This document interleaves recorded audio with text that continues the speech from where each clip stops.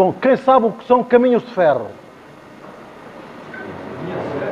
Ninguém sabe o que são caminhos de ferro. Isto dava para ficar provado no teste, mas eu vou dizer, são ferrovias. É que eu há bocado falei de caminhos de ferro. Pois sabe, ninguém sabe o que é, mas ninguém sabe o que são comboios. São trens. São trens. Bom, então, vocês sabem muito português, mais aquilo que eu vos ensinei.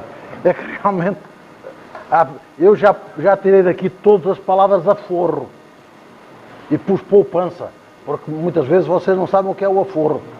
Em Portugal, praticamente ninguém escreve poupança, embora seja a mesma coisa, porque o que é correto é o aforro e o investimento. Bom, mas aqui já me têm dito, o que é aforro? Bom, então eu procurei tirar, pelo menos dos textos que fiz para as palestras que vou fazer, aqui se calhar não tirei, porque pronto, são textos que eu tenho para mim. Mas, então, vocês sabem o que é o aforro. O aforro são poupanças. Ora bom, vamos então tentar acabar esta primeira introdução para depois passarmos à Revolução Francesa. E desta primeira introdução, apenas para concluir, o capitalismo, a civilização das desigualdades e a Revolução Industrial veio confirmar aos olhos, digamos, dos observadores do tempo, os primeiros sociólogos que se registram, que no fundo eram os médicos dos bairros operários, que fizeram os primeiros relatórios, quer na França, quer na Inglaterra, noutros casos, os párocos das paróquias mais pobres, onde viviam os trabalhadores. Eles é que escreveram relatórios e textos de análise e de denúncia da situação miserável em que vivia a gente trabalhadora. E algumas revistas,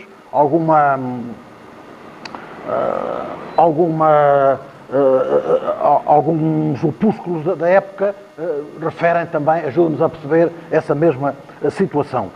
Uma revista muito famosa na altura, a Edinburgh Review, escrevia em 1813: nunca em toda a história do mundo se verificou um fenómeno comparável ao progresso da Inglaterra no decurso do século passado. 1813, portanto, já refere-se ao século XVIII. Nunca e em parte alguma houve uma tal multiplicação de riqueza e de luxo. Nunca, etc, etc. E, contudo, este mesmo século viu o número dos indigentes quadruplicar na Inglaterra para atingir hoje 1/10 da população total. Apesar das somas enormes vindas do imposto ou de donativos privados e consagrados à assistência pública, apesar da destruição das guerras que arrebanharam muita gente, a tranquilidade do país está perpetuamente ameaçada pela violência de multidões esfomeadas. Portanto, vejam que nesta revista a preocupação quanto à miséria das populações era quanto ao facto de elas poderem querer tirar daí consequências. A violência das populações esfomeadas. No fundo, o medo que os bárbaros invadissem a cidade, que era uma expressão muito corrente na literatura do tempo. E Alexis Tocqueville, após uma visita a Manchester em 1835, comentava deste modo: deste imenso esgoto jorra a maior corrente da atividade humana para fertilizar todo o mundo. Desta suja sarjeta corre ouro puro. Aqui a humanidade atinge o seu mais absoluto desenvolvimento e o auge da brutalidade. Aqui a civilização opera os seus milagres e o homem civilizado quase se torna num selvagem. Vejam, portanto, o que foi o desconcerto e, ao mesmo tempo, a perturbação, por razões várias, que esta situação provocou. Como é que, a partir de uma sociedade, digamos, camponesa, desigual no estatuto, mas não muito diferente nas diferenciações, digamos, no estilo de vida, naquilo a que se tinha acesso, apesar de tudo, se transformou, depois deste salto da economia, desta economia que parecia levantar voo, se ter semeado, por um lado, a riqueza e, por outro lado, a miséria mais degradante. Engels escreveu, por essa altura, em 1845, num livro sobre a situação das classes trabalhadoras na Inglaterra, que são dois povos bem diferentes daqueles que habitam na Inglaterra.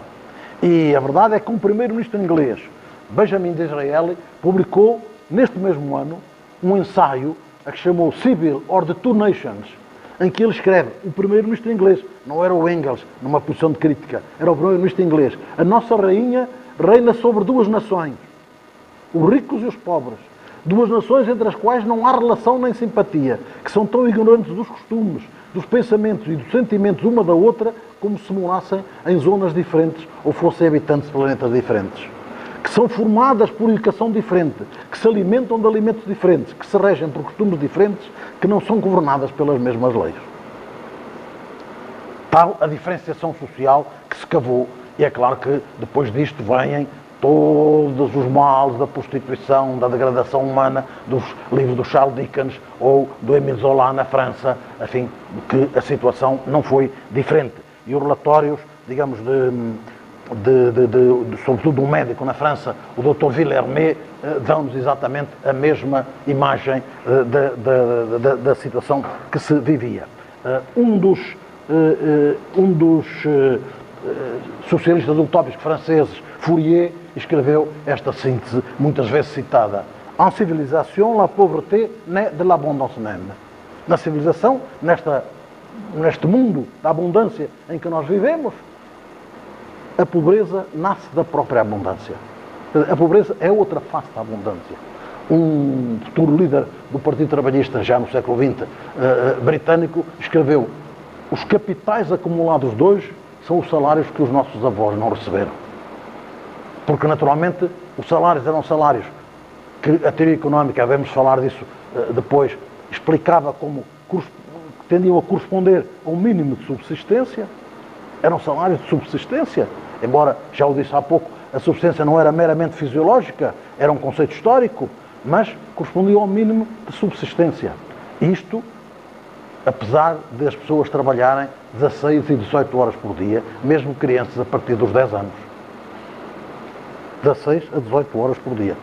Era uma coisa infernal. Em Portugal, ainda em 1912, houve uma greve de trabalhadores com 6 anos de idade. Uma greve de trabalhadores de 6 anos de idade, numa altura em que a greve ainda nem sequer era autorizada. Bom, então, eram estas as situações que naturalmente suscitaram lutas por parte dos trabalhadores, lutas de vários tipos. Uma das primeiras lutas muito conhecidas foi a destruição de máquinas. Os trabalhadores começaram por ver nas máquinas os seus inimigos.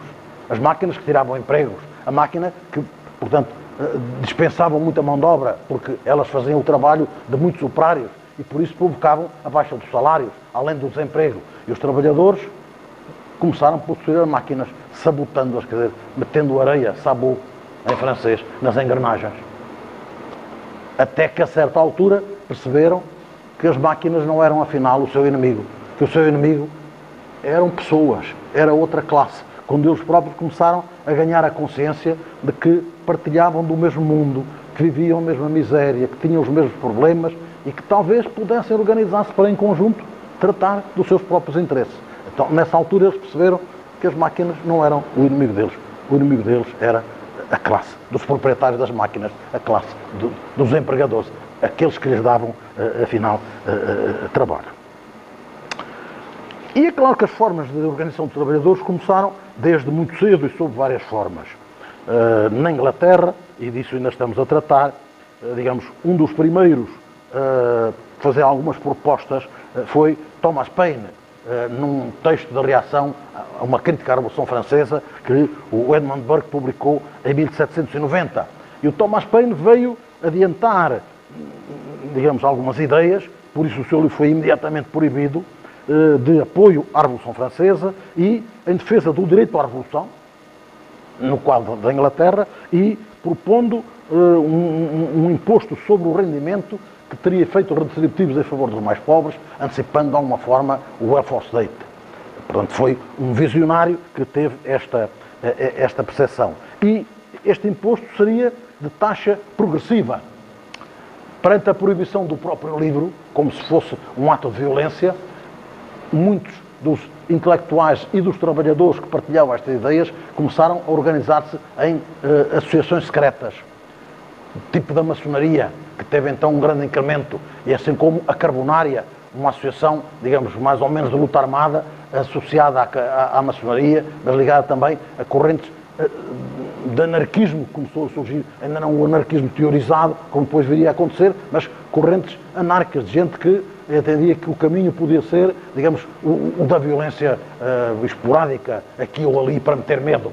Digamos, perante populações acossadas, meter medo aos outros era já uma maneira de reagir, era uma maneira de se colocar no mesmo plano. Eles metem-nos medo a nós e ameaçam-nos. Nós temos também que lhes meter medo a eles. Estas organizações secretas, muitas vezes armadas ou pretensamente armadas, avisavam, portanto, esta ideia. De todo modo, começaram a construir-se outras sociedades que tinham uma visão legal, uma visão pública, que não se criam como sociedades secretas ou sociedades clandestinas. E a principal delas foi a London Corresponding Society, constituída em março de 1792 e que, nas suas reuniões, glorificava a tomada da Bastilha e cantava a Marselhesa em francês. Portanto, vejam como a Revolução Francesa começou a influenciar, digamos, o ambiente operário dos trabalhadores no quadro da Inglaterra. E uma das primeiras medidas propostas por esta sociedade foi exatamente a do sufrágio universal. Pensando alguns dos seus membros, como depois o Partido Cartista, de que já falarei, também pensou, pelo menos uma parte dos seus membros, que através do sufrágio universal os trabalhadores poderiam aceder ao poder político e daí transformar, digamos, a sociedade. Daí que, para alguns deles, como para os inimigos do sufrágio universal, o sufrágio universal era o mesmo que a Revolução Permanente, porque o sufrágio universal conduziria imediatamente ao socialismo. Porque os trabalhadores eram a maioria, votavam de acordo com os seus interesses e então estava tudo subvertido. A guerra contra o sufrágio universal surgiu daí, até que, numa história que eu costumava contar aos meus alunos, não sei se era verdadeira, se era falsa, também para o efeito não interessa, mas contava para eles perceberem como é que as coisas mudaram. Dois lords ingleses conversavam um com o outro, sendo amigos, e disse um para o outro: eu não percebo como é que tu podes admitir que o teu cocheiro tenha um voto igual ao teu. E responde-lhe aquele que defendia, no fundo, o sufrágio universal: é porque se o meu cocheiro votar, eu conto com o meu voto e com o voto do meu cocheiro. Bom, então, percebem que alguém começou a dar-se conta que havia uma coisa que era a ideologia dominante. E a ideologia dominante é sempre a ideologia das classes dominantes. E este nobre pensava: se o meu cocheiro votar, é claro que ele vai votar em mim, porque eu exerço sobre ele uma tal influência, porque eu lhe dou emprego e porque eu o influencio com as minhas ideias, e se no fundo posso até ser o exemplo para ele, que ele vai votar em mim. Ele vai votar em mim. Bom, daí que hoje, por exemplo, sejam partidos e movimentos mais ligados à direita ou até à extrema-direita, que contam com pouca politização de massas camponesas ou outras que defendem o voto obrigatório, que na Europa ninguém pensa. Aqui eu sei que o voto é obrigatório, mas na Europa ninguém pensa nisso, porque o voto obrigatório nós chamamos lá o voto pela reata. Quer dizer, o voto é um direito e é um dever. As pessoas devem votar, mas votam se querem. Se não querem, não votam. Ninguém é obrigado a votar. Mas certos partidos à direita, por vezes, são levados a propor o voto obrigatório, pensando que quem se abstém mais são as pessoas distantes, os menos politizados, e esses tendencialmente votarão mais à direita. Se sim ou não, eu também não sei, é provável que haja estudo sobre isso, mas eu não... Bom, de todo modo, esta ideia do voto do sufrágio universal, que começou a perturbar muita gente. Claro que o governo reagiu imediatamente com enorme violência sobre estas associações e tentou proibi-las, contratando inclusivamente mercenários alemães, no caso da Inglaterra, isso está comprovado, para infiltrar no meio dessas organizações, denunciar os seus chefes e prendê-los. O que aconteceu em numerosas situações, levando muitos deles à deportação, nomeadamente para a Austrália, que assim foi recebendo estes proscritos da sociedade inglesa. 1795 foi um ano de grandes dificuldades, por virtude da subida dos preços dos alimentos e, portanto, a deterioração das condições de vida dos trabalhadores e as sociedades que se federavam à volta da tal London Corresponding Society que falei há pouco foram perdendo influência. Entretanto, alguns conspiravam com a França, admitindo que o exército francês podia invadir a Inglaterra e, no fundo, exportar a Revolução Francesa para terras de Sua Majestade Britânica. Isso não aconteceu. Houve, parece que, alguma tentativa de organizar, mas isso falhou. E apesar de tudo, chegou a haver revoltas na Marinha de Guerra Britânica contra o estado de coisa. A situação era tão dramática que a própria Marinha de Guerra Britânica se movimentou contra o governo do país, contra a governação, contra o estado de coisas que se vivia. Até que saiu uma lei a proibir todas as associações, secretas ou não, associações ditas dos ingleses daqui, dali, da colá, de Londres, etc., e nomeadamente a London Corresponding Society. Essa lei, além de associações em geral, nomeava expressamente a London Corresponding Society. E, portanto, este movimento foi deste modo sufocado. A verdade é que as velhas leis, digamos, que regulavam as relações de trabalho, as Combinations Act de 1799-1880, continuavam, digamos, a definir limites máximos para a exigência aos trabalhadores, mas não lhes davam nenhumas garantias. Isso continuava a alimentar as lutas dos trabalhadores, que começaram eles próprios a fazer agora, de novo, outras lojas, outros clubes de discussão e, sobretudo, as chamadas Friendly Societies, quer dizer, as associações mutualistas, as associações de amigos, que publicamente se apresentavam como associações destinadas a garantir um enterro digno aos seus associados que morriam pobres. Mas muitas delas, sabe-se, recolhiam fundos para apoiar as famílias dos trabalhadores que faziam greve, porque se eles faziam greve não ganhavam e as suas famílias não podiam sobreviver. Então eram sociedades que, sob a fachada de garantir um funeral condigno, iam fazendo o seu trabalho digamos, de luta contra o estado de coisas.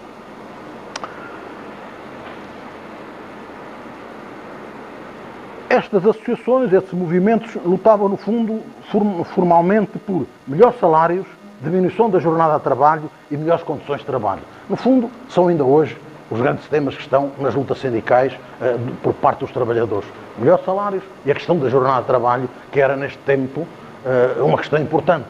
Porque as pessoas, vejam o que era trabalhar, viver nos arrabaldes de uma cidade, andar horas para chegar ao trabalho, outras horas para chegar às choupanas onde viviam, o que levava muitos a não regressar a casa e a viver no centro das cidades manufatureiras de qualquer maneira, viver de qualquer maneira, porque não tinham tempo sequer para ir a casa. Não tinham tempo para ir a casa, não tinham tempo para dormir. Bom, e tudo isto a troco de salários que um cão rejeitaria, escreveu um autor do tempo. É claro que estas tentativas dos trabalhadores, nomeadamente, por exemplo, as tentativas de fazer greve ou outros movimentos, tinham que ser ações que se desenvolvessem com muita rapidez. Sobretudo as greves. Porque se eles não resolviam a questão a seu favor em 1 ou 2 dias, eles não podiam continuar a luta, porque se estavam na greve não recebiam. E se não recebiam, como é que viviam eles e as suas famílias? Então, eram ações muitas vezes acompanhadas de grande violência por parte dos trabalhadores.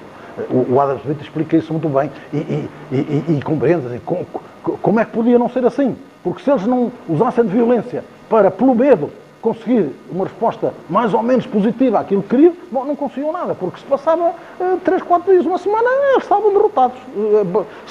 Se esse tempo passasse, se a outra parte conseguisse aguentar este tempo, bom, então eles estavam. O que significava que muitas vezes, quase sempre, estas manifestações, estas revoltas, acabavam com a prisão de milhares de pessoas e dos chamados dirigentes do movimento, que sempre se inventavam os verdadeiros ou os falsos, sempre havia quem.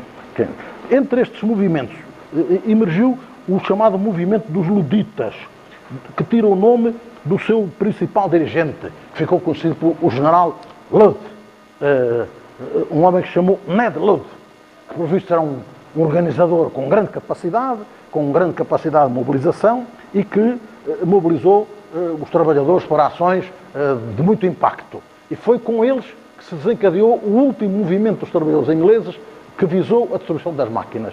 A partir daí eles disseram, não, isto temos que mudar de estratégia porque destruir as máquinas não resolve problema nenhum. Mas, entretanto, em 1812, o Parlamento inglês aprovou uma lei em que veio considerar a destruição das máquinas um crime passível da pena de morte. Veja, portanto, que não se brincava em serviço. Estas guerras eram mesmo guerras, não eram brincadeiras de crianças, eram mesmo guerras.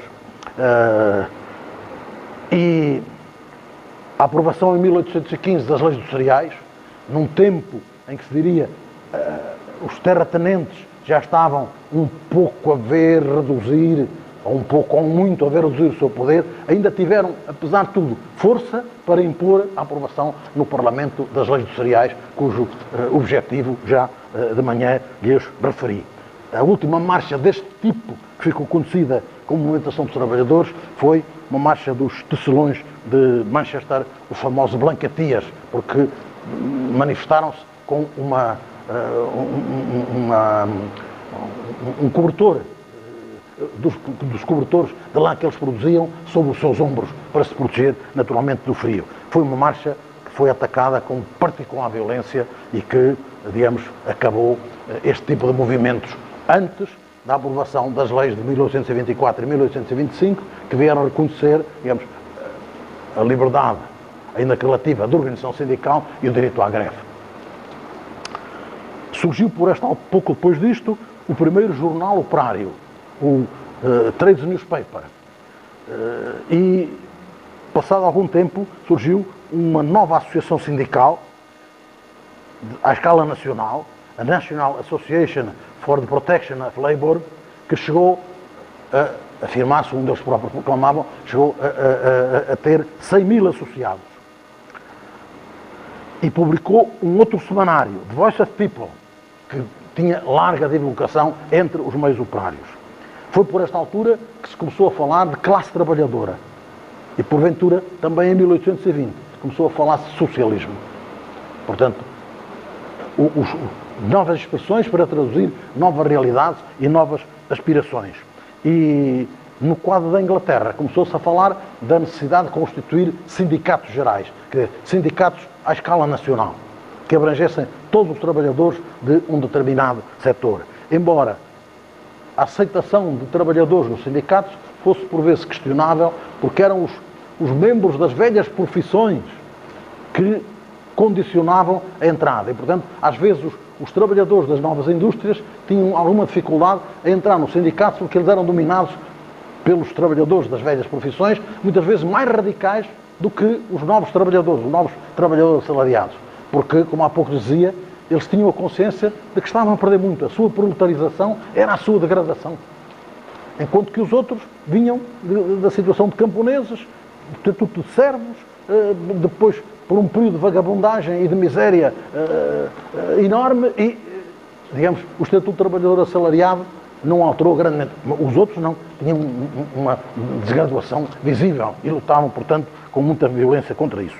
Por esta altura surgiu também as primeiras manifestações do movimento cooperativista liderado por Robert Owen, que foi um dirigente, era um homem rico, que tinha empresas têxteis, mas que, de alguma forma, abraçou as causas dos trabalhadores e lançou o movimento cooperativista, quer na Inglaterra, quer nos Estados Unidos, através da constituição de uma colónia que ele denominou New Harmony e que não teve, propriamente, grande êxito no caso da Inglaterra. E assim surgiu aquilo que depois viria a chamar-se o socialismo utópico, as correntes do socialismo utópico, de que falaremos mais à frente.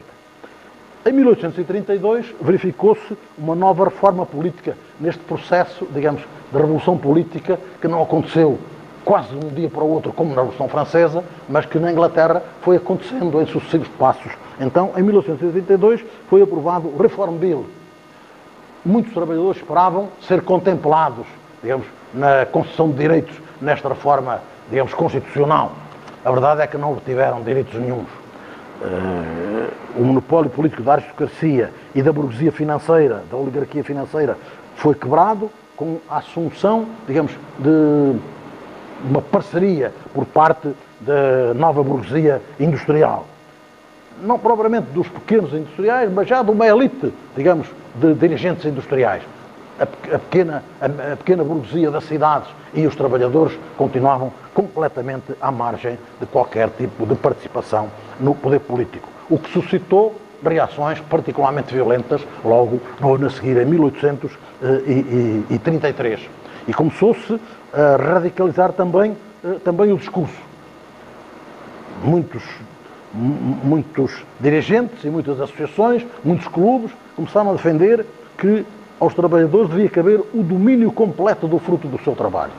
Ora, isto é complicado, porque, de alguma forma, isto anunciou o que depois a teoria do valor do trabalho do Adam Smith e, sobretudo, do Ricardo, viria a deixar claro que um dia seria a equação fundamental colocada e que o Marx aproveitou para desenvolver nos termos que veremos. No fundo, a teoria do valor do trabalho veio dizer o valor de qualquer mercadoria mede-se pelo trabalho socialmente necessário para a produzir. E o Ricardo perguntou-se, porquê é que o trabalho é uma mercadoria que não se aplica à minha teoria do valor do trabalho? Porque se aplicasse, todo o valor criado pelos trabalhadores devia pertencer-lhes. E não lhes pertence. Eles só recebem o salário. Depois ainda fica a renda e o juro e o lucro. Que o Adam Smith chamou são deduções ao produto do trabalho. Quer dizer, estes dois autores, primeiro o Smith e depois o Ricardo, tiveram a percepção de que quem criava toda a riqueza. O título do livro de Adam Smith é o ensaio sobre a origem e as causas da riqueza das nações. Quem criava a riqueza das nações era o trabalho produtivo dos trabalhadores. Mas, então, de onde é que vinham os outros rendimentos? Bom, eram deduções ao produto do trabalho. Quer dizer, não eram produzidos esses rendimentos, a renda, o juro e o lucro, pelos seus titulares. Eram produzidos pelos trabalhadores. Só que eram deduções ao produto do trabalho. Vejam, portanto, como estes slogans começaram a surgir, de alguma forma, vieram a ter, digamos, um contraponto a nível teórico e depois uma leitura, digamos, teórico-política, que foi a que Marx propôs.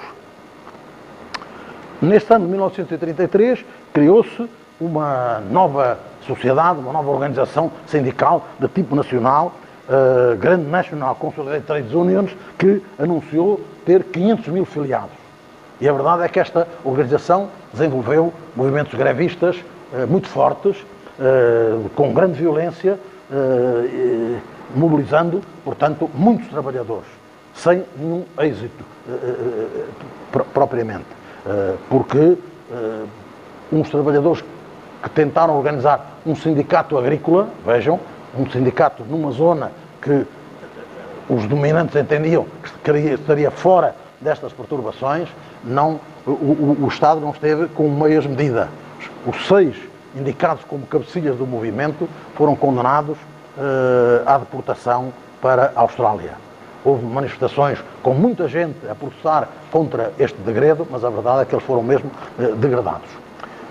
Apesar de tudo, na sequência destas movimentações e desta violência, começou a aceitar-se a tal ideia da contratação coletiva e até começou a falar-se por parte de alguns na existência de um salário mínimo, enquanto que as leis até aí só prescreviam o salário máximo e consideravam crime passível de penas que alguns empregadores pagassem mais do que X aos seus empregados. Isso estava legislado. Portanto, vejam como se fixava o salário máximo, mas não se garantia um salário mínimo. Portanto, o Estado, a lei, mesmo nestes tempos em que se diz o capitalismo era liberal, o Estado não tinha nada a ver com a economia. Tinha tudo a ver com a economia. Porque, como vê, tudo está em leis, tudo resulta de leis. E a repressão não tem que ver com o Estado. A repressão é o Estado. Bom, então, o Estado e o direito sempre estiveram na base, digamos, da economia, a regulá-la, a conformá-la e a organizá-la de acordo com um certo tipo de interesses. Dizia há pouco, então, que os horários de trabalho e a luta pelo horário de trabalho foi uma das linhas principais da luta dos trabalhadores, porque os horários de trabalho eram realmente desumanos. Houve, de resto, estudos na Inglaterra que compararam a situação do que esses autores chamaram os escravos brancos com os escravos negros das Américas. E concluíram eles que os escravos brancos, os trabalhadores assalariados das novas indústrias, eram ainda objeto de tratamento mais degradante do ponto de vista das suas condições de existência do que os escravos negros, porque estes, em geral, os seus donos, tinham que os alimentar, tinham que lhes dar condições para que eles vivessem e criassem uma família numerosa, se possível. Bom, então, de alguma forma, eles tinham, digamos, a alimentação garantida, tinham o seu mínimo vital garantido, porque isso estava de acordo com o interesse dos seus proprietários esclavagistas. No caso dos escravos brancos, dizem esses estudos, bom, os trabalhadores não tinham nada garantido, porque os seus empregadores não tinham obrigação nenhuma, nem assumiam nenhuma obrigação de os alimentar, de lhes garantir um mínimo vital, de garantir que eles podiam criar os seus filhos, porque eles sabiam que se estes morressem, outros vinham. Mas a certa altura começou a haver estudos a dizer, estamos a matar a galinha dos ovos de ouro, quer na Inglaterra, quer na França, por este andar.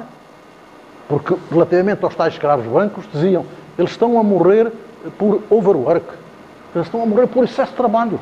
Gerações inteiras que estamos a dilapidar. Daí que começou a surgir a ideia de legislação que salvaguardasse, num primeiro momento, os horários de trabalho das mulheres e das crianças.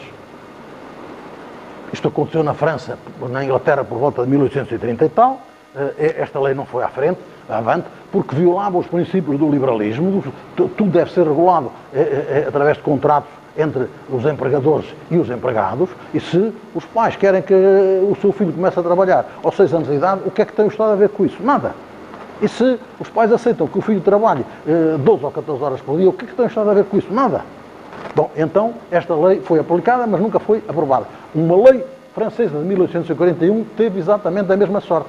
Apesar de ter sido longamente debatida na Assembleia Nacional na França e dos seus proponentes dizerem exatamente isso, quer dizer, o que está a acontecer aqui é um verdadeiro crime, e este crime vai virar-se contra os produtores, contra, digamos, contra os patrões, contra os industriais, porque nós estamos a matar gerações inteiras de pessoas. Se algum invasor estrangeiro nos invadisse e nos fizesse isto que nós estamos a fazer aos nossos trabalhadores, todos nos levantaríamos contra esse inimigo que estava a dilapidar o nosso país. Apesar de tudo, essa lei de 1841 não foi aplicada, porque os empresários, com o apoio do governo, vieram sempre a dizer isso viola a Constituição, viola o princípio da igualdade, porque se todos são iguais e são livres e iguais em direitos, tudo deve ser regulado através de contratos. Em 1841, na França, ainda foi assim. No caso da Inglaterra, esta tentativa foi mais cedo. Em 1844 voltou-se à carga e uma lei veio regular o trabalho das mulheres, limitando a 12 horas o horário e uma jornada de trabalho para as crianças ligeiramente mais pequena. Mas estas leis, apesar de aprovadas, só muito mais tarde vieram a ter algum acatamento. Não foram acatadas, não foram leis efetivas. Em 1853 ainda saiu uma lei, mais uma, a fixar o salário semanal, o horário semanal máximo em 60 horas para os homens. Por semana, 60 horas por semana. Até que finalmente, alguns anos mais tarde, veio a ser aprovado uma lei que fixava o horário de trabalho em 10 horas. E já mais tarde, por volta de 1850, em muitas regiões da Inglaterra, por pressão de alguns juízes que julgaram determinadas situações, foi criada o sistema do que hoje chamamos ainda a Semana Inglesa. Os trabalhadores não trabalhavam nos domingos e só trabalhavam no sábado da parte da tarde. Portanto, foi um ganho que se conseguiu exatamente em nome desta ideia que se generalizou de que, se não se tomavam medidas, estavam mesmo a acabar com a galinha dos ovos de ouro, porque os trabalhadores ficavam realmente reduzidos a pouco mais de que nada. Em 1834 surgiu um novo partido, o Partido Cartista, assim chamado porque tinha como base o que se chamou a Carta do Povo. E o que foi a Carta do Povo? Foi um documento com as reivindicações fundamentais deste Partido Cartista, que é considerado como o primeiro partido que se reclama partido de defesa dos interesses dos trabalhadores. Vejam quais eram as suas reivindicações fundamentais. Sufrágio universal para os homens. As mulheres continuavam fora destas guerras. Renovação anual do Parlamento. Portanto, uma parte dos deputados ia ser eleita anualmente. Voto secreto. Abolição da qualificação com base na propriedade. O regime censitário, de que já falarei à frente. A igualdade dos colégios eleitorais e o salário para os parlamentares. Vejam, portanto, os salários para os parlamentares. Parece que hoje isto está escrito na natureza das coisas, mas na altura não estava. Porque, claro, quando eram eleitos para os parlamentos, os membros da nobreza e a burguesia rica não precisavam de receber salários. Tinham muito dinheiro para gastar nesta sua atividade. Mas e os trabalhadores, se eram eleitos, como é que viviam? Daí a reivindicação dos salários para os parlamentares, porque senão eram eleitos e depois como é que era? Não podiam viver, não podiam exercer a função para que foram eleitos. E claro, cá está o sufrágio universal, que foi duramente atacado, exatamente porque se entendia que isso corresponderia a uma subversão permanente, corresponderia a uma espécie digamos, de revolução permanente e seria, portanto, absolutamente inadmissível. De tal forma que, só muito mais tarde, um jornal como o Times veio reconhecer que o sufrágio universal era um regime aceitável. Era um regime aceitável. Quer dizer, demorou muito tempo na opinião pública favorável, digamos, aos poderes dominantes a aceitar esta ideia. De todo modo, digamos, a Carta do Povo tinha, portanto, estas reivindicações. Claro que, de algum modo, eles seguiram o ideário de Robert Owen, embora muitos dos cartistas se separassem de Robert Owen na sua posição de desvalorização da ação política. Robert Owen era, no fundo, um utópico, era um filósofo que entendia que, como todos os utópicos, ou como a maior parte deles, se eu tenho na minha cabeça o modelo da sociedade ideal, basta que eu o explique às pessoas e, se possível, que faça exemplos para mostrar como é a minha sociedade ideal. Foi o que tentou fazer o Robert Owen com a sociedade, a New Harmony e outros exemplos do mesmo género. E as pessoas verão, este é que é realmente um mundo maravilhoso. E todos se conjugarão para mudar o mundo e fazer assim como eu proponho que se faça. Portanto, ele desvalorizava a ação política e, sobretudo, não aceitava a ideia da luta de classe. Entendia que isso não fazia nenhum sentido. Bom, alguns dos cartistas, pelo contrário, diziam que as classes existem, os conflitos de classe estão aí e a luta de classe é o caminho para nós resolvermos os problemas que se colocam. Começou, portanto, a dar-se este passo. É claro que os cartistas tiveram também uma vida efêmera, porque logo em 1848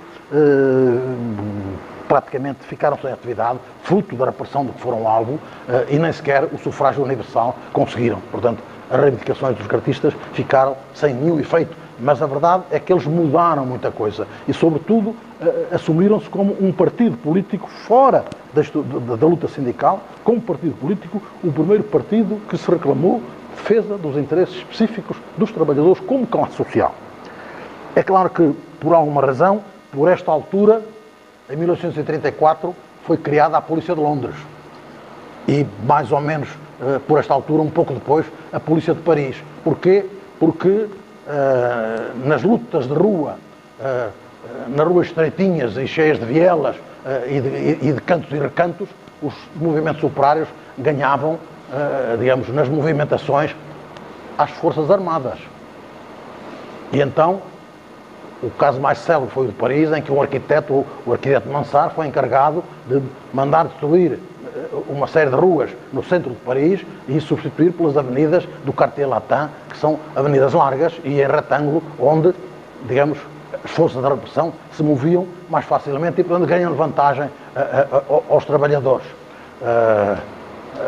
E a criação das polícias significou também uma, digamos, desgraduação da guerra de classe. A guerra de classe passou a ser tratada como um problema de polícia, de segurança interna, e não como uma espécie de guerra civil em que estão as forças armadas de um lado e, digamos, uma parte da população do outro. Então, estes foram os efeitos, estas foram as causas e foi a leitura que foi feita destas transformações que, de alguma forma, têm a ver com a ação continuada dos trabalhadores e, em último termo, deste partido cartista. Como dizia há pouco, a revogação das leis sociais veio ser, digamos, o processo que pôs termo a este período de tensão entre a velha classe feudal e a nova burguesia industrial, que se manteve até muito mais tarde do que na França, com os trabalhadores a tentar ganhar direito de cidadania, a chamar a atenção sobre si, a procurar fazer valer os seus interesses, mas este conflito só com a abolição das leis sociais nos anos 40 é que foi resolvido em favor das classes da burguesia industrial. E esta foi a vitória de David Ricardo, que entretanto já tinha morrido e não assistiu, portanto, à vitória das suas ideias à revogação das leis dos cereais. Diferente foi a situação na França.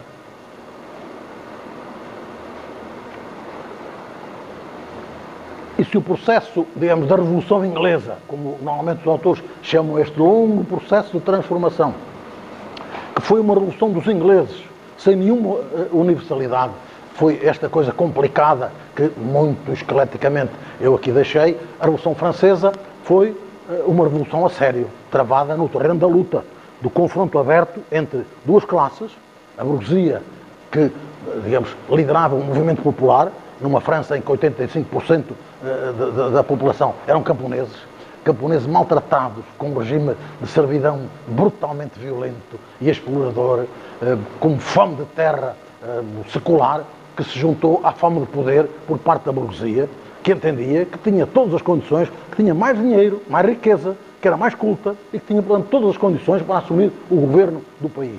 A burguesia, de alguma forma, fez suas as reivindicações da liberdade, da libertação da ordem feudal das grandes massas camponesas e esta força, digamos, conseguiu a vitória na Revolução Francesa. Mas foi um enfrentamento que significou a destruição, quase de um momento para o outro, em poucos meses, da base material de apoio, digamos, do poder económico que apoiava o poder político das velhas classes feudais e da liquidação física de uma boa parte dela nesta luta de vida ou de morte que travaram entre si. Portanto, foi, se derem esse trabalho e se aproximarem o que foi a Revolução Francesa como Revolução Burguesa e o que foi depois a Revolução de Outubro como Revolução Proletária, há muitos momentos de paralelismo inequívoco entre um confronto de classes muito violento, em que, digamos, a destruição física, a destruição da base económica, da velha classe dominante, o pôr fora da vida política os membros da velha classe e, digamos, o assumir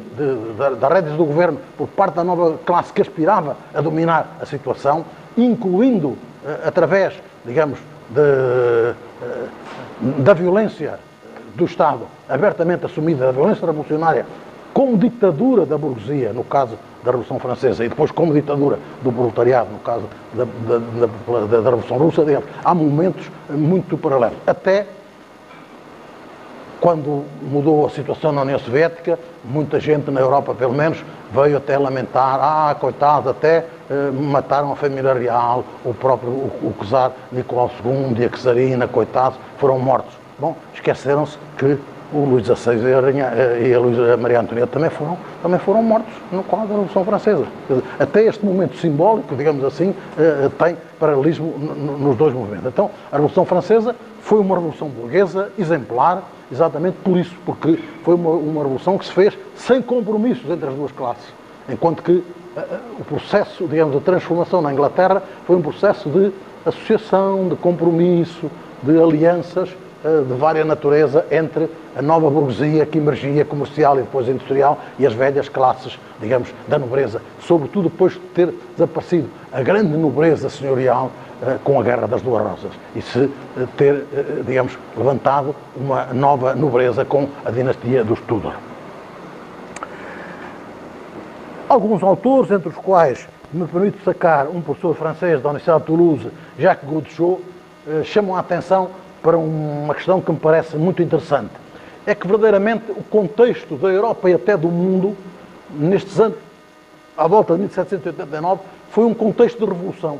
E a Revolução Francesa teria sido apenas um dos episódios revolucionários, porventura o mais importante, o mais extremista, o que foi mais longe, digamos, nos seus processos, mas a Revolução Francesa teria sido, portanto, apenas uma das muitas revoluções, dos movimentos revolucionários que foram tentados na Europa e também na América. A Revolução, a independência dos Estados Unidos foi uma revolução burguesa, digamos, que antecedeu, como sabem, a Revolução Francesa. Mas antes de 1789 já tinha havido tentativas revolucionárias por parte da burguesia, na Suíça, na Irlanda, nos Países Baixos e depois também na Inglaterra com outra feição. Portanto, a Revolução Francesa não foi uma coisa que aconteceu assim, de um momento para o outro, sem se saber como, e num país isolado. Não, ela surgiu num certo contexto.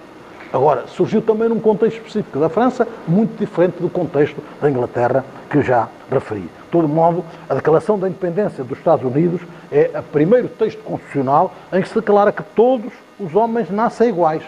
O poder emana do consentimento dos governados. Se um governo, qualquer que seja a sua forma, vier a desconhecer os seus fins, o povo tem o direito de modificar ou de abolir, ou de o abolir, ou de instituir um novo governo. Portanto, alguns dos princípios que vieram depois a ser plasmados nas constituições saídas da Revolução Francesa, começaram por serem escritos na Declaração da Independência da Convenção dos Estados Unidos. O que não estranha, porque também esta elite da burguesia revolucionária nos Estados Unidos foi influenciada pelos filósofos do Iluminismo, que foram, digamos, os pais filosóficos dos revolucionários da França de 1789. E claro que também, logo nos Estados Unidos, se começou a ver que a igualdade não era bem igualdade para todos, porque uns eram mais desiguais, eram mais iguais do que os outros. Os Estados Unidos teriam, na altura, segundo os estudos que eu conheço, cerca de 2,5 milhões de habitantes, descontando os índios, que não eram considerados bem pessoas, eram os impiedosos selvagens índios, como os tratavam os textos constitucionais, mas destes 2,5 milhões, havia cerca de 500 mil que eram escravos negros. Entre os brancos havia 10 a 15% que eram trabalhadores não livres, com o estatuto próximo da servidão. E havia alguns jovens que eram, digamos, confiscados nas viagens de barco para lá e depois eram vendidos como mão de obra escrava ou mão de obra serva à chegada aos Estados Unidos. Entre os trabalhadores não livres estavam aqueles que se deixavam contratar para emigrar para os Estados Unidos ou para a América, ainda não eram os Estados Unidos, para a América, a troco de trabalho gratuito nas terras de quem, ou nas atividades económicas de quem lhes pagava a viagem. Era um regime de servidão assumido durante 4 ou 5 anos, que às vezes se prolongava por mais tempo.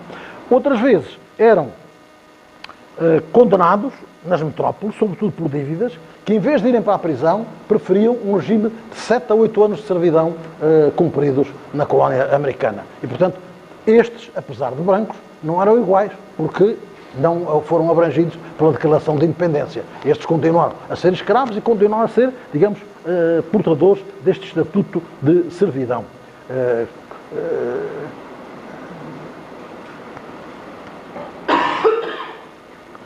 Esta ideia, portanto, do Jacques Godechaux é uma ideia pouco vista, que eu saiba, é ele o que insiste mais nesta leitura. A mim parece uma leitura bastante pertinente e talvez uma leitura, digamos, criativa para podermos perceber melhor o contexto e o desenvolvimento da Revolução Francesa. Como era a França na véspera da Revolução Francesa? Era um país com a maior parte da população, como dizia, que se ocupava na agricultura, camponeses que viviam miseravelmente, com uma agricultura em moldes feudais, muito mais cedo do que esta data em que estamos a falar. A agricultura inglesa se aproximou, digamos, dos moldes de uma agricultura tipo capitalista, com a tal construção tripartida de que se falava há pouco, e com muitos trabalhadores independentes, quer dizer, já rompidos os laços da servidão pessoal, por razões várias, por caminhos diferentes. Na França não, o regime de servidão marcava praticamente a população camponesa e com uma atividade muito pouco produtiva, uma economia, portanto, muito rotineira e muito atrasada, o que naturalmente obrigava as classes da nobreza, para manterem o seu estatuto, a insistir ainda mais em formas de explorar os trabalhadores servos. Por outro lado, havia o desenvolvimento do comércio e de alguma indústria artesana. Algumas manufaturas começavam lá a ter espaço, mas o desenvolvimento industrial era ainda muito limitado, muito reduzido. E o comércio era limitado também a 3 ou 4 portos que se destacaram: Nantes, La Rochelle, Bordeaux e Marselha. O resto não tinha propriamente grande expressão.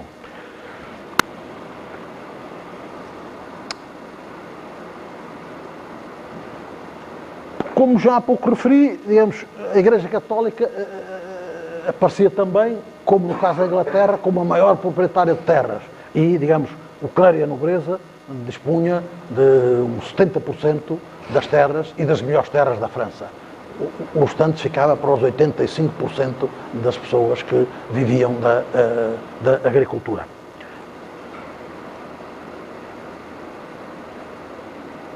Havia com frequência situações de penúria, por força de catástrofes naturais ou por força de mobilizações para guerras frequentes que levavam os trabalhadores a abandonar os campos e, portanto, a abandonar as culturas. E esta situação, porque os trabalhadores, além dos dias de trabalho gratuito que tinham que fazer nas terras do Senhor, tinham que lhes pagar ainda impostos em espécie pela utilização dos lagares, dos moinhos, etc., em que pagavam uma parte da farinha que produziam ficava para o Senhor como dono do moinho, uma parte do azeite ficava para o dono do lagar, que eram os senhores, e estes trabalhadores servos não podiam ter eles próprios o seu moinho, não se podiam juntar, por exemplo, vamos fazer um moinho para moermos lá o nosso cereal, ou vamos fazer um lagar para fazer o nosso azeite ou o nosso vinho, não podiam, tinham que usar os instrumentos de produção dos senhores e tinham que lhes pagar uma renda. Em Portugal, ainda hoje, já há poucos moleiros, mas os moleiros são pagos assim. As pessoas levam e o moleiro fica, não sei com quanto, com 5% ou 10%, devia saber, porque o meu avô era moleiro e portanto, viveu da maquia, como se chama. O moleiro ficava com uma parte da farinha que produzia, de acordo com o cereal que levava cada um. E ainda hoje é assim nos lagares de azeite. As pessoas levam a azeitona, o lagareiro faz o lagar, olha, a sua azeitona deu 100 litros, 5 litros ou 10 litros, não sei, são para mim, para pagar o trabalho de eu fazer o azeite, o resto é que lhe pertence. Isto era assim desde as estruturas feudais na França e na Europa, por toda a parte era assim. É claro que a indústria francesa já tinha alguma expressão, mas muito reduzida e, digamos, em poucas cidades.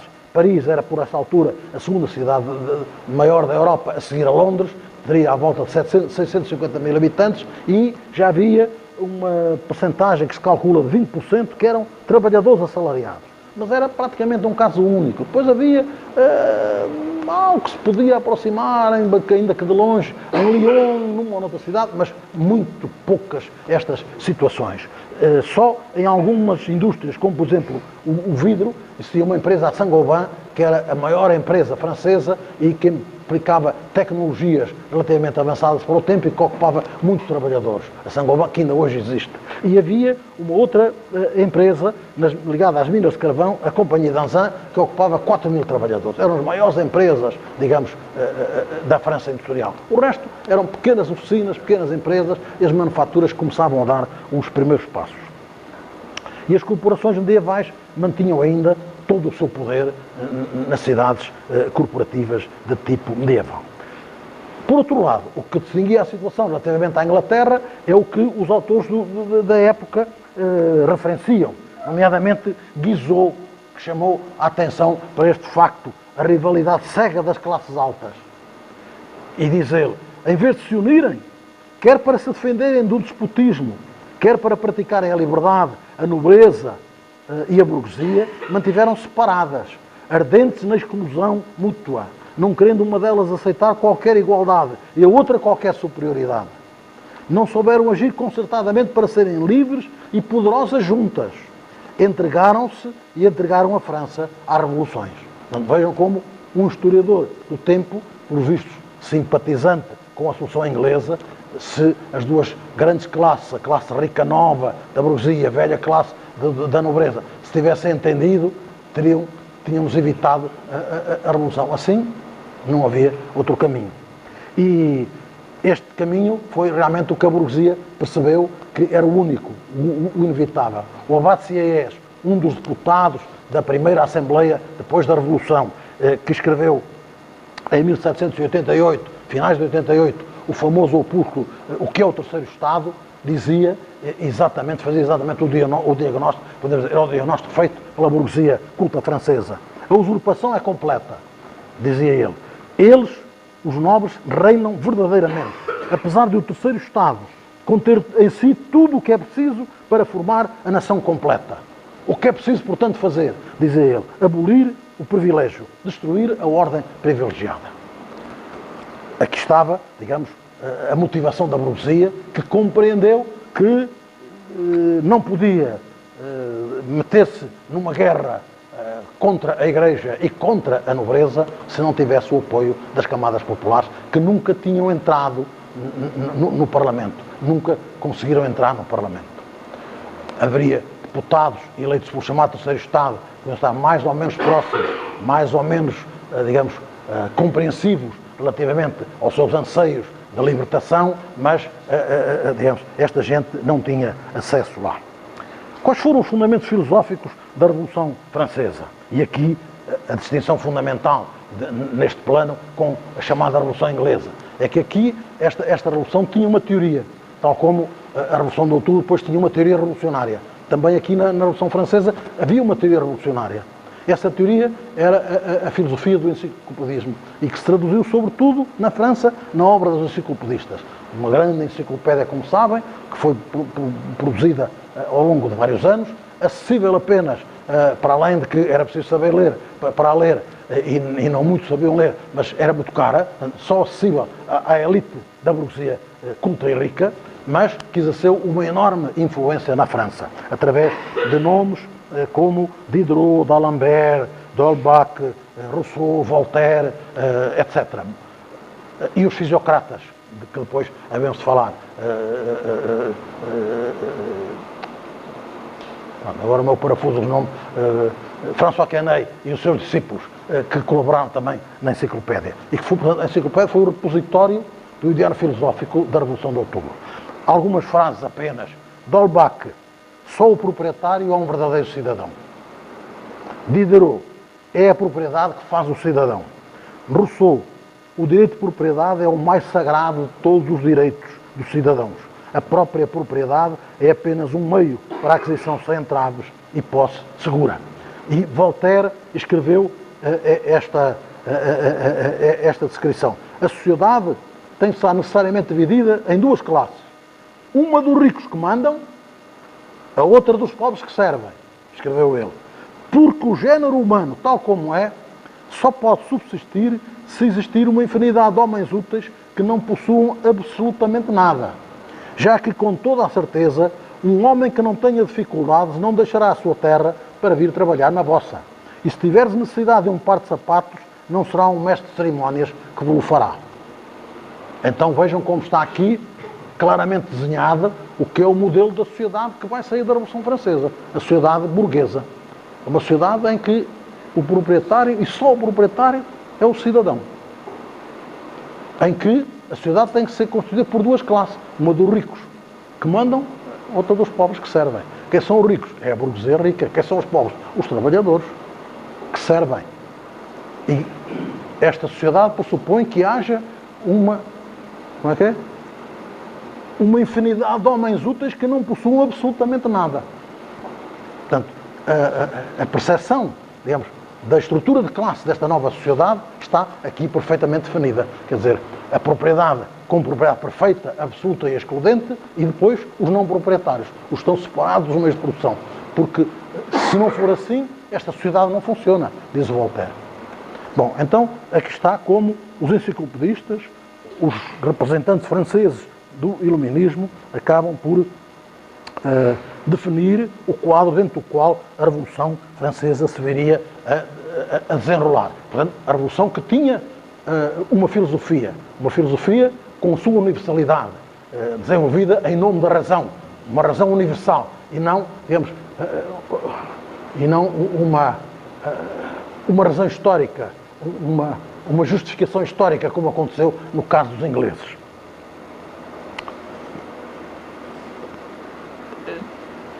Enfim, podíamos entrar em alguns pormenores sobre o que foi um momento, digamos, que deu início à Revolução. O rei precisava de cobrar impostos porque estava a França em bancarrota, mas a nobreza, enfim, estava em alguma guerra com o rei e não queria pagar a parte do imposto que o rei iria lançar, porque, claro, não eram os trabalhadores que pagavam impostos, porque os trabalhadores não tinham dinheiro para cair mortos, quando mais para pagar impostos. Tinham que ser os ricos a pagar os impostos. Eles não estavam. Por isso, então, o rei dissolveu a Assembleia e marcou eleições para os Estados Gerais. Essas eleições fizeram-se, claro que o povo não ficou lá representado, mas, digamos, o terceiro Estado ganhou uma representação confortável, até porque muitos membros do clero abandonaram a sua classe, a sua ordem, e foram eleitos pelo terceiro Estado, e até alguns membros da nobreza, entre os quais Saint-Simon, por exemplo, e o Marquês de Mirabeau, que abandonaram a sua classe e passaram a ser eleitos pelo terceiro Estado e a defender os interesses, digamos, de uma nova sociedade. Foi de Mirabeau a célebre resposta e dizer a quem vos manda, que era o rei, que daqui só sairemos pela força das baionetas. E que, quando o rei tentou intervir na Assembleia, ele se vira para o rei e diz: estais aqui a mais, senhor, não tendes direito a falar nesta Assembleia. Momentos simbólicos que mostram que esta nova Assembleia, de que tinham saído por aliança com o rei os membros das velhas classes dominantes, a nova burguesia veio dizer ao rei: vós não tens nada a ver aqui com isto, nós é que somos o povo, nós é que vamos decidir, faça favor, calce, que aqui não usa a palavra e pode-se ir embora. São momentos muito simbólicos que são também simbolicamente interpretados por um membro da velha nobreza, mas que se tinha passado, digamos, para os lados do adversário, o Marquês de Mirabeau. Bom, porque é que as coisas empataram? Já sabemos, porque nos Estados Gerais a nobreza e o clero não queriam abandonar o princípio do voto por ordens ou voto por classes. Então, 2 a 1, ganhavam sempre os 2 contra 1. Enquanto que a burguesia queria: não, vamos fazer votação nominal. Bom, rejeitado este princípio, as coisas estavam empatadas. Mas o rei percebeu que tinha que dar alguma volta, daí a convocação das novas eleições, o que não resolveu absolutamente nada, porque ele continuava a defender os mesmos pontos de vista e a nobreza e o clero também. Então as coisas estavam empatadas, até que, exatamente com o abandono da sala, ficaram os membros do terceiro Estado na sala do jogo da pela, como se chama, e ao mesmo tempo os membros das classes populares que não tinham entrado nos Estados Gerais, porque não eram sequer admitidos a isso, não tinham condições de voto, de sufrágio, para se poderem candidatar, foram fazendo a sua Assembleia cá fora, nas ruas e nos campos, porque os camponeses começaram a ocupar muitas terras dos senhores e começaram, os mais desgraçados, os vagabundos, começaram a invadir os castelos. E instalou-se na França o que foi conhecido por La Grande Peur, o grande medo. O grande medo que em agosto deste ano assumiu, digamos, proporções escandalosas, muito importantes, e que levou a atos de muita violência e que levou as velhas classes dominantes, muitos deles, a emigrarem, a pôr-se a salvo e a fugirem. Foram chamados imigrantes. E os bens dos imigrantes, esses que fugiram à Revolução, mesmo as antigas classes, foram dos primeiros a ser repartidos, digamos, a ser revertidos para o Estado e depois repartidos pelas novas classes de proprietários de terra.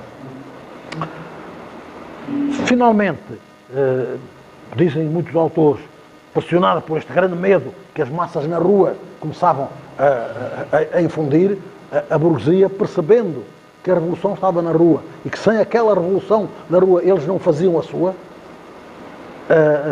os Estados Gerais, transformados em Assembleia Constituinte, aprovaram então os princípios da igualdade perante o pagamento de impostos, a renúncia formal aos direitos, privilégios e prerrogativas e a abolição do regime feudal, em último termo. Tudo isto, como vê, em muito pouco tempo, modificando a situação das coisas. A Revolução Francesa foi, na designação de Raymond Roland, um oceano popular, exatamente porque mobilizou esta grande massa das populações. Este, outro momento de comparação com a Revolução de Outubro. O Partido Social Democrata, liderado por Lenin, nessa altura, ainda era o partido, não sei o quê, do Social Democrata dos Trabalhadores Russos, era um partido minoritário. E a classe operária era, na Rússia, um estrato populacional muito minoritário, concentrado em Petrogrado e em Moscovo e em pouco mais cidades. Mas 90% da população eram camponeses. Bom, o Partido Bolchevique era a ala maioritária no Partido Social Democrata, liderada por Lenin, os mencheviques eram os minoritários. O que percebeu é que, se não se aliava às massas camponesas, se não incorporava as suas próprias reivindicações, não ia a parte nenhuma, porque a classe operária não tinha expressão significativa para fazer uma revolução num país daqueles. Daí que, rapidamente, o Partido Bolchevique tenha definido as primeiras preocupações nossas, quais são? A questão da guerra, ou a questão da paz, e a questão da terra. Porque essas eram as reivindicações dos 90% de camponeses, praticamente ainda no regime de servidão, embora ele tivesse sido oficialmente dissolvido em 1861, na prática não tinha mudado nada. E, portanto, também aqui a fome de terra e o desejo de acabar com a guerra, que estava a dizimar a população camponesa, que era quem fornecia aos soldados, e a fome de terra de gerações, levou a realmente juntar estas duas reivindicações. Primeiro, a paz. Segundo, a terra. Foram os dois primeiros decretos logo anunciados no momento, pouco depois da tomada do Palácio de Inverno. Também aqui, digamos, a liderança operária, por comparação com a liderança burguesa na Revolução Francesa, compreendeu que o apoio das massas camponesas era fundamental para tentar o êxito. Sem isso, não iam a parte nenhuma. Foi o que fez a burguesia, foi o que fez, portanto, o Partido Revolucionário dos Trabalhadores, no caso da Rússia. O que é que veio, então, trazer de novo estas primeiras medidas, digamos, das Assembleias Revolucionárias, no caso da França? Verdadeiramente vieram mudar a França e vieram fazer da França um Estado unificado. E um Estado sem a monarquia absoluta e com outra estrutura social.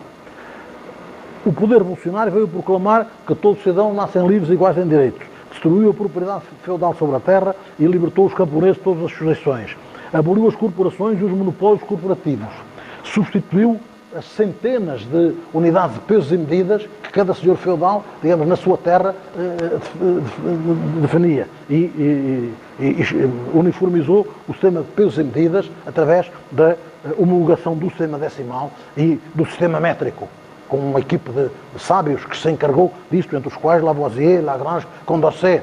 Portanto, vejam como a elite da intelectual francesa estava com a Revolução e participou ativamente, digamos, nas transformações revolucionárias. Eliminou as antigas autonomias e privilégios locais e regionais, os privilégios das cidades, tudo isso. Aboliu as fronteiras no interior do espaço nacional da França, porque cada território feudal é uma fronteira. Consolidou, portanto, a unidade nacional, dotou a noção francesa de um aparelho de Estado moderno e de uma administração racionalizada. Proclamou que a soberania nacional reside na nação e que a soberania nacional é indivisível, não deixando lugar para as ordens. E proclamou o direito dos povos a dispor livremente de si mesmos. Foram transformações radicais em muito curto espaço de tempo que mudaram a França e acabaram por mudar mesmo o contexto europeu no quadro no quadro, digamos, do direito internacional no seio da Europa. Porque, por exemplo, os príncipes alemães tinham direitos feudais sobre a Alsácia. Como é que desapareceram este direito? Porque nas manifestações do tempo, os povos da Alsácia declararam que queriam ser franceses. E em nome deste princípio, digamos, da autonomia dos povos, eles passaram a ser povos que faziam parte da França revolucionária. E a França reconheceu-lhes esses seus direitos, libertando-os das servidões para com os príncipes alemães, sem intervenção de nenhum tratado internacional entre soberanos. Quer dizer, o poder revolucionário e este direito reconhecido aos povos veio anular o que resultava, digamos, de acordos internacionais. O direito internacional não foi para aqui chamado. Portanto, as coisas na Europa, mesmo entre países, começaram a mudar também por força destas mudanças. E a situação na Europa, naturalmente, na França, e todo este movimento vieram depois ter importância na unificação italiana, através do Risorgimento, que foi um movimento que andou a par da unificação da Itália, como teve na Alemanha, que também foi, digamos, a Revolução Burguesa na Alemanha, foi também um movimento tendente à unificação da Alemanha, como sabem. Escreveu um historiador francês, Michel Vauvel. A Revolução Francesa traduziu-se na subversão total, em menos de 10 anos, de todo um antigo edifício político, institucional e social. Uma imensa subversão social, o derrubo de um edifício multissecular e a afirmação de novas relações de classe. Portanto, a Revolução Francesa foi exatamente uma revolução que lutou pela tomada do poder e depois de tomada o poder às antigas classes, o novo poder, digamos, tirou retirou, anulou a base económica do poder das velhas classes dominantes e constituiu-se, digamos, ele próprio em nova classe dominante. E foi exatamente a partir dos órgãos que saíram do poder revolucionário que foi posta de pé a nova ordem jurídica burguesa. Cá está o Estado e o Direito a vir agora criar a ordem jurídica que, no fundo, enquadrou a nova economia burguesa, a nova sociedade burguesa, as novas relações de produção de tipo capitalista e a nova estrutura de classes e as novas relações de poder e as estruturas de poder no quadro desta nova sociedade, que já não era a sociedade feudal. Já vimos que a Declaração dos Direitos do Homem e do Cidadão vem proclamar, digamos, princípios fundamentais, desde logo para que as relações de produção capitalistas se pudessem desenvolver, a declarar que todos os homens são livres, mesmo os trabalhadores. Bom, então, esta foi a condição fundamental, já ouvimos de manhã, para que os trabalhadores, como pessoas livres, pudessem vender a única coisa que tinham, a sua força de trabalho. As relações de trabalho, contrato de trabalho assalariado, não teria sido possível sem a existência de trabalhadores livres. Bom, então, a França, a Revolução Francesa, veio proclamar, logo no artigo 1º desta declaração, os homens nascem e são livres e iguais em direitos. E claro que veio fazer outras proclamações. Veio dizer quais são os direitos naturais e imprescritíveis, os direitos inalienáveis, diz o preâmbulo do homem. E entre esses direitos, numa revolução feita em nome da liberdade, igualdade e fraternidade, consta em primeiro lugar a propriedade, depois só a igualdade e a fraternidade é esquecida. Vejam, a revolução foi feita em nome destas motivações. 3. Uma delas foi logo esquecida. E depois, a igualdade passou para o segundo plano e em primeiro lugar, ficou como direito fundamental, direito primeiro de todos, o direito de propriedade. Discutiu-se na Convenção se, em nome do princípio da igualdade, não devia reconhecer-se alguma limitação ao direito de propriedade. Questão que mais tarde Robespierre veio levantar. Mas neste primeiro momento constituinte, digamos, essa questão foi ultrapassada. Não. Primeiro a propriedade, que além do mais é um direito sagrado, declarado no texto constitucional. Um direito sagrado. Portanto, é verdadeiramente uma revolução dos proprietários. Uma revolução dos proprietários. E como tal, assumida. Mas esta tábua ainda consagra, digamos, o direito de resistência à opressão, considerado como direito imprescritível. Alguns textos posteriores vieram a abolir este direito, porque naturalmente a nova classe, que já se afirmava como classe dominante única e que pretendia sê-lo, não convinha nada que fosse reconhecido, digamos, como direito constitucional este direito de resistência à opressão. À medida que o novo poder se começava a assumir a si próprio como um poder, como uma ditadura de classe, não convinha nada, este direito ele foi suprimido. Mas nesta declaração primeira, aqui está.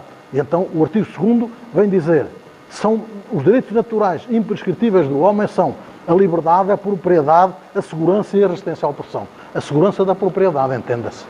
A segurança da propriedade. E a liberdade do proprietário. A liberdade do proprietário, porque sem liberdade não há propriedade, mas sem propriedade também não há liberdade. Esta era, no fundo, a justificação filosófica, havemos de vê-lo, do sufrágio censitário. Quem não tem meios de vida para viver por si próprio, não é uma pessoa suficientemente livre para formar um juízo independente.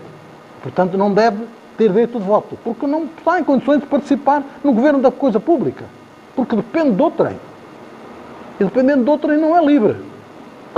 Livre só é o proprietário, que tem dinheiro seu, rendimento seu, para viver sem depender de ninguém. Esse é que é livre. Os outros não são, não podem ser. Então não devem poder participar na gestão dos negócios do Estado. Vejam, portanto, como, no fundo, o que está aqui é qual é o direito que se proclama como direito maior? O direito de propriedade.